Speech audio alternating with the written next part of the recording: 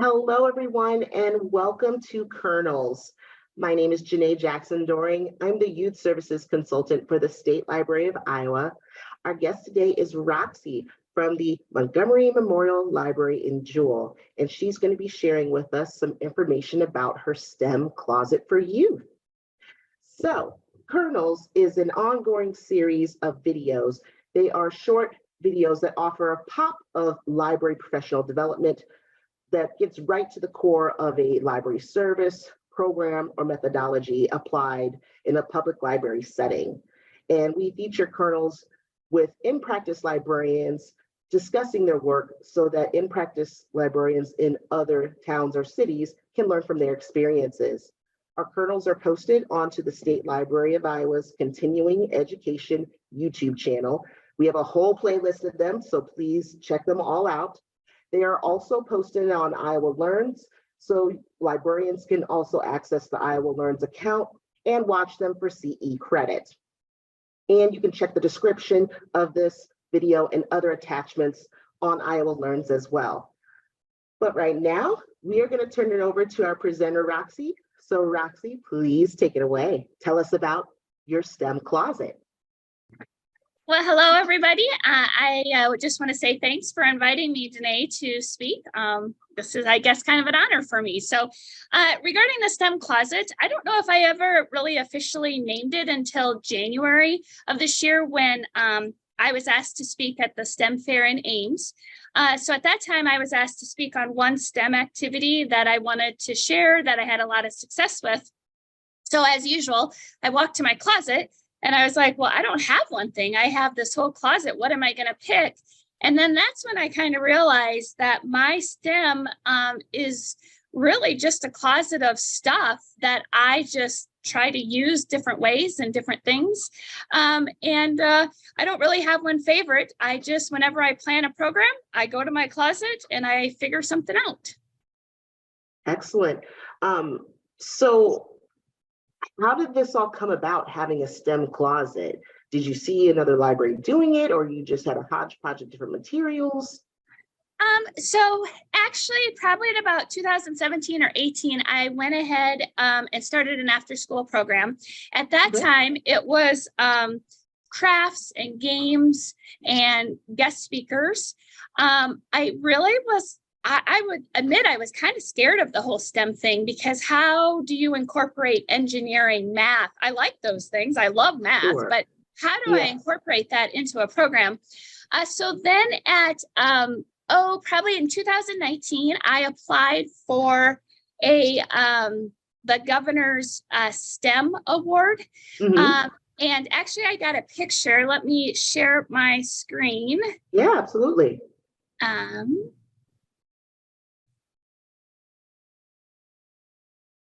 Oh, I guess I'm sharing now. Do you see it? Yes, this is the STEM closet. Yeah, so actually this is my STEM closet. So that is my STEM closet that I was talking about. But in 2019, I applied for the Governor's STEM Scale Up Award. And these were the items that I received. Was very excited. So then I started incorporating these official STEM items into my program. But what happened is my after school program really grew in popularity, and I was having anywhere between 20 to 30 boys and girls showing up. And so the problem is it's kind of difficult to have just one set of cubelets or one robot mouse, and then to expect that to entertain, 20 students.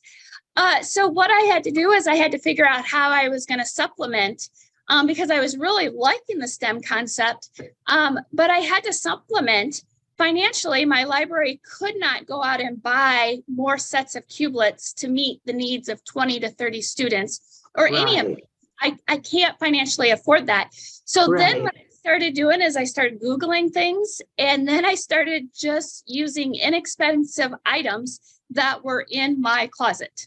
And that's kind of how it got to be the closet that I just go there and figure something out. Wow. And these are so cool. Strawbees are awesome. Three ducks. The Botley. Oh my goodness.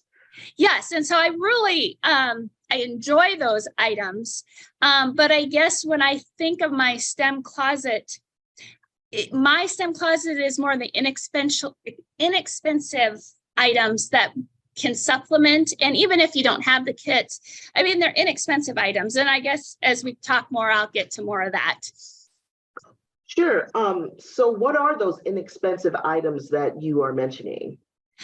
Yeah, so a lot of things that, someone looked in my closet and, I can go back here, Sure. it's kind of like people would look at that and probably think it's a junk closet or a craft closet. As you can see, I have some of those official kits that I received in the grant, but I also have like the tape, the cups, toothpicks, pipe cleaners, tin foil, Play-Doh. As you can see, some people might think it's craft, but it's the way I incorporate it. Right. So what I do, and I'm going to forward here, is instead of giving them a craft to duplicate, I just give them a challenge of making something to maybe fit the holiday. So this was at Halloween. So you can see that I put items on a table, and then my challenge to them is, this is what I want. I want a spider, and then I make some rules. And then this is what they create. So obviously you can read, but the spider body could not touch the table. And then you could only use 4 items of each. So the challenge was, we talked about how spiders have 8 legs, but I'm not allowing you to use 8 straws because that would be very simple. So you have to figure out, how can you give a spider 8 legs with only 4 items? So that's kind of the challenge for me, or for the kids, that I try to incorporate. And I have more pictures and more examples here. Here again, this was one to go. The pumpkin, the only rule was I gave them items and they had to keep the pumpkin off the table. And I do this in the library, and also it was used at also during COVID. But I guess that picture is kind of small, but you can just see here, I gave them tape and craft sticks, and they had to build something that the weight of a mini pumpkin could sit on. Here was one that a girl did at her house during COVID. Again, those were the items I gave her: tape, cups, pipe cleaners, and then she had to create something. On this picture, I threw this picture in because, again, this girl was kind of sneaky on me. All she did was put, craft sticks on the floor and put 1 pumpkin on. And so technically the pumpkin was not touching the floor. So then while the other kids were doing what I had assumed they would do, try to keeping it, a little bit more complicated, I challenged her, said, okay, now you have to put 1 pumpkin on top of another. And so then that's how come she had to do the double decker, because the first one, she kind of snuck by me and I was like, yeah, you kind of got away with that one, but we got to do it a little bit more complicated. So that's kind of how I incorporate my inexpensive items along with the official kits that I might receive. I just throw out ideas. I give them rules. Sometimes the rules don't match what I'm thinking. So then in the midst of it, like this one, I challenged her a little bit more complicated to make her think and work a little harder. So you mentioned that with the governor's STEM scale-up grant, you had favorite items. It sounds like with the inexpensive items, your go-to items are cups, tape, straws. What other go-to items that are inexpensive that you use? Actually, anything really that's a craft item, but I don't make the item. So like on that spider challenge, I did not make a spider to give them example. So I just kind of go in and show, or I pull things out of my closet, what I kind of think about in my head. But there's really no, I would say favorite, because, so sometimes I might use craft sticks to build a structure, but all of a sudden I'll be thinking, okay, I always use craft sticks. So then the one day I went and I bought spaghetti noodles, And I thought, okay, instead of craft sticks, what else is kind of something that offers structure? And then they had to incorporate noodles in one of my activities, and then they couldn't use craft sticks. Mhm. So again, it's just constantly changing things. It might be the same concept, but sometimes I just walk around the store and just look and see what else can I utilize that's different than a typical craft stick. That's awesome. So can you tell me some successes or failures that you've had with the STEM closet, things you've learned as you have had the closet with the kids? One of my successes, I would say, first of all, is the financial part of it. So I'm showing this picture is because this is just a typical tower that they have to build. Here you can see it's toothpicks, the cheese balls, and then the marshmallows.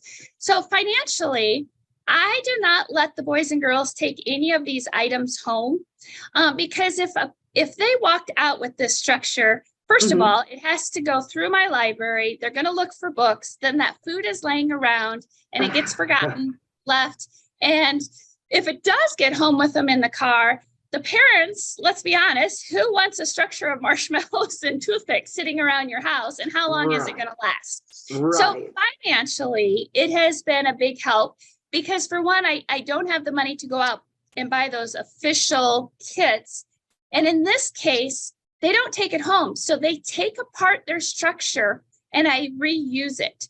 So like the marshmallows and the cheese balls, I literally, at the end of the program, they have to take all their, whatever the challenge was, they have to take it apart. I stick it back in my closet and we reuse it like the next year at the next activity, whatever. So financially, not letting them take it home, it has saved me money because we reuse. I think the other thing is the success, just seeing the kids, how they, oh, I'm sorry, my timer is going off. 1 second. Sure. Sorry about that. And so, just working together, I don't really make the boys and girls, we divide into stations a lot of times. I don't make them work in groups. They can work in groups together or individually. I figure, there's a lot of stress with that. If at school, you might have to pair up, you might have to work alone. So at the library, I kind of let them make that decision because I don't want to put added stress on them. So I think it's neat watching, the boys and girls accomplishing something, whether it's in a group. I think the next picture here, this was a girl at home. During COVID, she did this and the mom sent me this picture. That one was a challenge. Like I had that little figurine on top and they had to see how many levels of cups. So then I was posting it. So this girl was trying to beat 4 levels because at the time I had posted 4 levels. And the mom just had commented to me that it was taking her forever, that it was falling, but you can just see on her face when they actually accomplish one of these challenges. I mean, it is so exciting to them and you can just see it.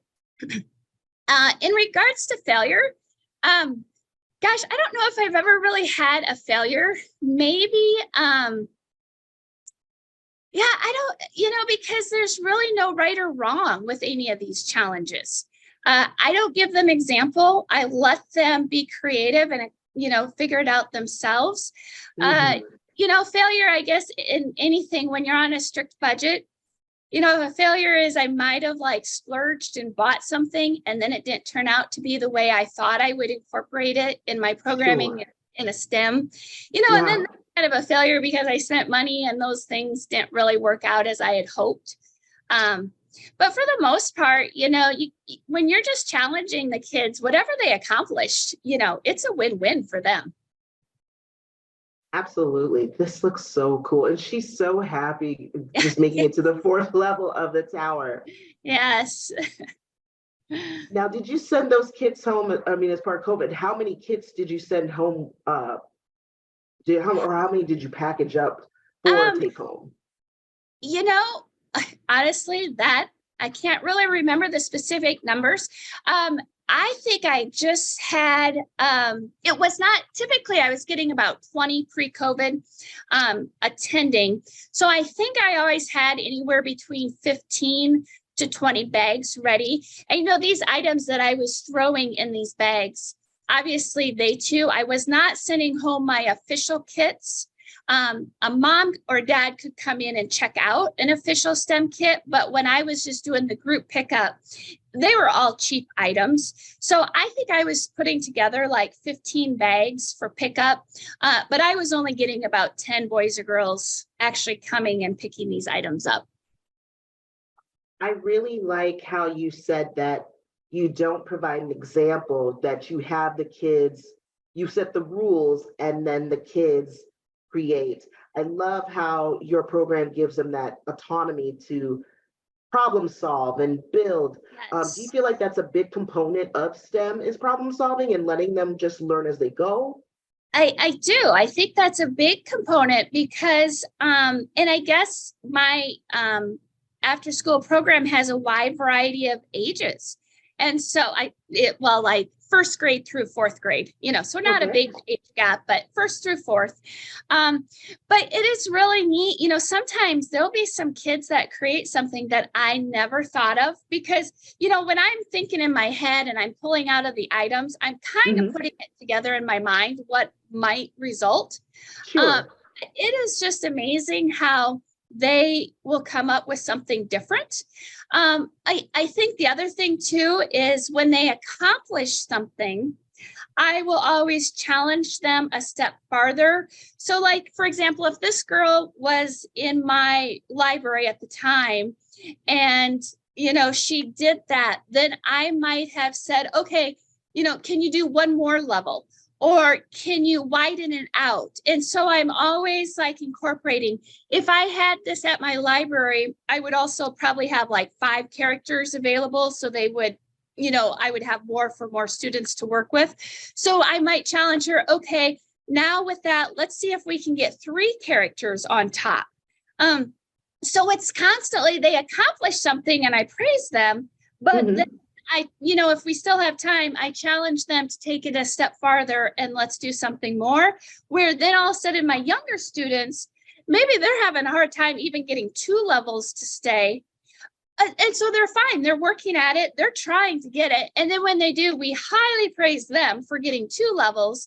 And so that's why it's just, you just kind of push those who can be pushed, but those who are struggling, it's okay. And we just praise them when they get it. That's right. I mean, you just praise them at whatever level that they can reach. Yes, yes. Awesome. So if a library, any library that's watching this, if they decide, hey, I want to create my own STEM closet, what advice can you share with them to help them?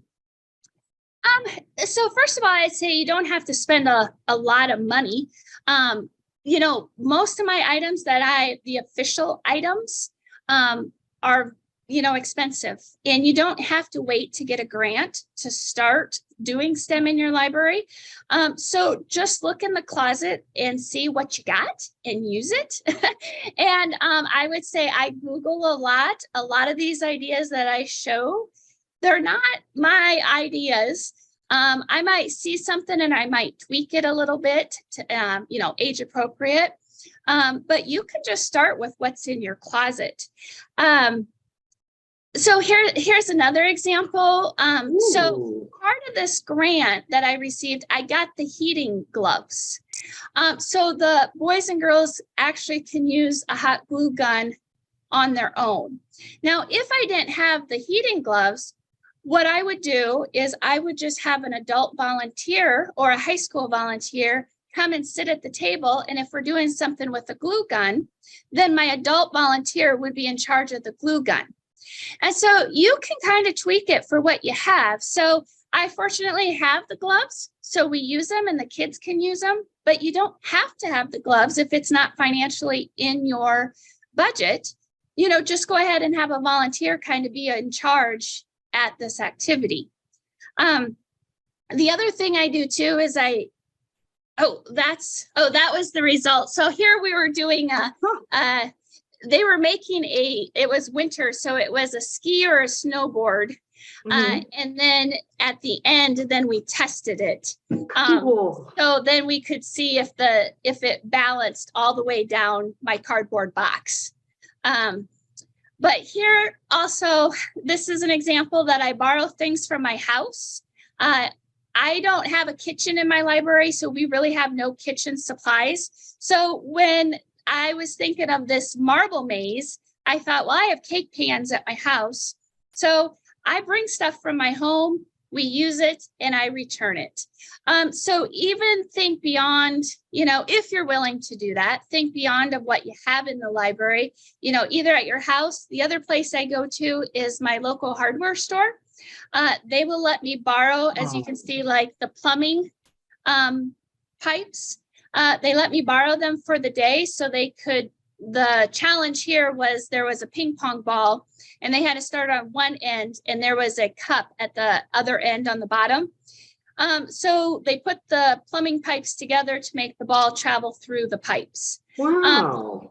So again, I didn't purchase the plumbing pipes. I have a great relationship with my hardware store, and I borrowed them. The next day I returned them. And so again, that financially saved me.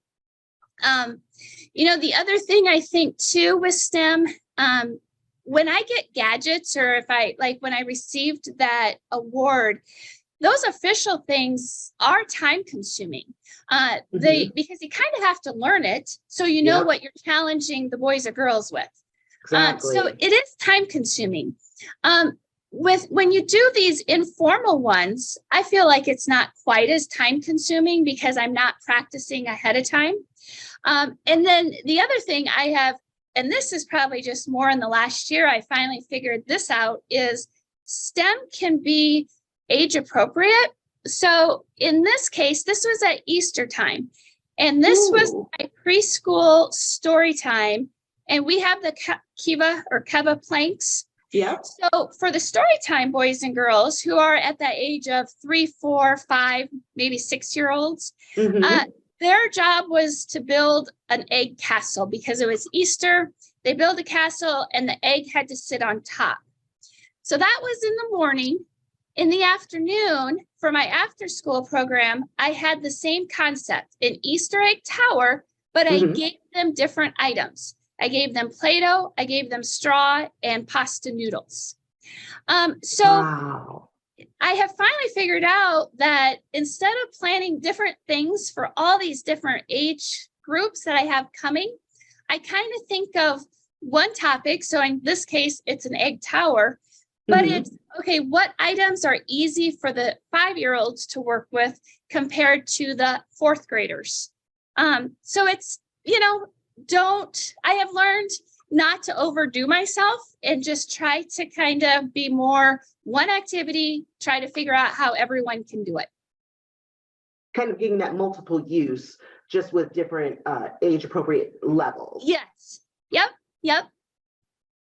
That's awesome. So you really love that. It's kind of like that informal STEM versus kind of like a formal program with Bebots and Autobots. I really do. And again, I have those gadgets and I continue to apply for those grants because I love having those things. But a lot of you can kind of see in this picture, what I do is I kind of have a station. When I have an hour after school program, it's an hour and a half. And so you can see like behind this noodles, there's a table and those are the cubelets. Yes. So when I have, I might have like 5 or 6 stations and then we divide up. And then, so I still love those formal things and I use them. It's just that I cannot financially do that in one program to meet all the needs. So I have a station, they work on that back there, but then as you can see, they move to the next station and then it's a bunch of informal, really cheap items just to help supplement the program. And the kids just continue to rotate. And that's one good thing too, is when I rotate, every station is maybe like 15, 20 minutes, depending on what the activity, depending on how many students I have. But every boy and girl has different interests. So the thing I like about stations is if they're at one station, like with this Easter egg thing, if they accomplishing it in 5 minutes and they think it's kind of boring, it's only 10 minutes that they're kind of sitting there, could be causing me problems because they're bored. But then we rotate and then they're on to the next challenge, and then that desire interest starts all over. So it's yeah, it works out. It works out for my program. And when do you have your program for the STEM Closet? Is it Monday through Friday, or is it certain days? So I do it once a week, but since COVID has kind of, I don't know, can we say it's ended, or however you want to say, now that we're kind of back in the swing of things pre-COVID, Sure. what I've kind of started doing is working around the school calendar. What I was doing before COVID hit is it was weekly. And, you know, 1 week I might have, you know, 20 kids show up, but then the next week I would only have 5 because there was a band concert, and you know, or a music concert, and then Sure. parents just don't have the time. So now what I've done is I actually look at the school the school calendar, and so we might have this, I call it hang time is the title of my program. We might have hang time like 4 weeks in a row, and then there might be 2 weeks off because of maybe a holiday, maybe a concert, you know, whatever, and then we might go another 3 weeks in a row. And that I have found out it's more effective, and my attendance is usually the same. Sure. And I always post the dates. You know, we start in September, I post it in August. So then that way it can get on the calendar right away. And that just kind of has helped just to have a consistent, you know, schedule and a consistent number of kids coming. Wonderful. And if any youth librarian or library director has questions that they want to know more about your STEM Closet, how can they reach you? Our library phone number is 51. Should I just say it, or do you? Yeah. Sure. Okay. It's 515-827-5112. Otherwise, they can also email, and again, it's the Montgomery Memorial Library in Jewell. You know, you could find me on our website too. Awesome. This has been wonderful. Thank you so much for all this information. And for those of you out there in library land, thank you for watching. We want to give another thank you to Roxie for all of her wonderful information about the STEM Closet. And just thank you for taking the time to be part of our Kernels today. If you're watching on YouTube, please check the links in the description info, and on Iowa Learns, make sure you look at the attachments. And if you have a little bit of time, check out all the Kernels. And if you have an awesome kernel idea for our Kernel series, let us know, email us or call us, and we'll be happy to come and interview you as well. So thank you, everyone. Thank you.